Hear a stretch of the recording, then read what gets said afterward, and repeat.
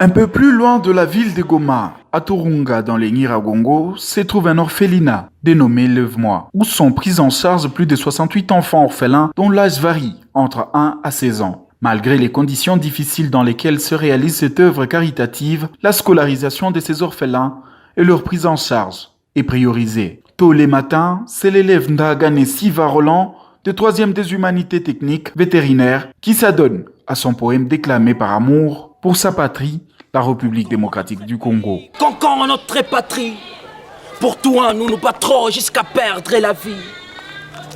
Concon notre pays, concon notre patrie, pour toi nous nous battrons jusqu'à perdre la vie. Des ouragans violents ont brisé nos barrières, des lances enserrées ont troué nos bannières. Sous acclamation, Roland et ses pairs se rendent dans leur salle de classe pour le début d'une nouvelle journée des cours. Place à Eli Mukanda, assistant social à l'orphelinat Lève-moi, de mener une visite au dortoir où passent leur nuit ces enfants orphelins. Ici, des étoffes de mousse jetées au sol jouent les rôles des lits. Un triste constat qui laisse sans mots les observateurs. À en croire Eli Mukanda, ces jeunes assistants sociaux, le gouvernement congolais ne leur vient vraiment pas en aide, et ça, 12 ans durant. Bon, en ce qui concerne l'encadrement des enfants, d'abord on ne peut pas les héberger sans pour autant informer les autorités. Donc ils savent que nous existons, mais depuis notre existence ici, les autoritaires ne viennent pas. C'est essentiellement les hommes de bonne volonté qui arrivent pour nous saluer, donner quelque chose pour les enfants.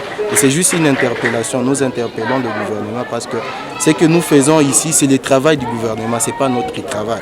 Mais pour l'amour de notre pays, nous avons voulu encadrer ces enfants. Alors nous demandons juste un accompagnement du gouvernement. Kitoko Kazige Angélique, orpheline qui vit dans ces centres d'accueil depuis plus de 10 ans, sait cacher ses peines. Sa seule fierté et son espoir résident dans son éducation. Le message que je peux lancer aux autres filles est de les encourager à suivre aussi l'option vétérinaire, car c'est l'option qui donne vraiment beaucoup d'avantages.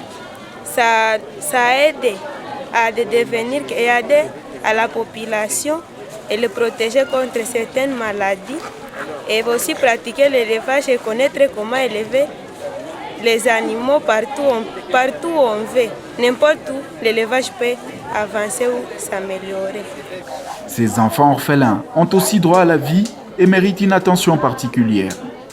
Des politiques de réinsertion familiale sont permises en dehors de cet orphelinat pour qui les peut.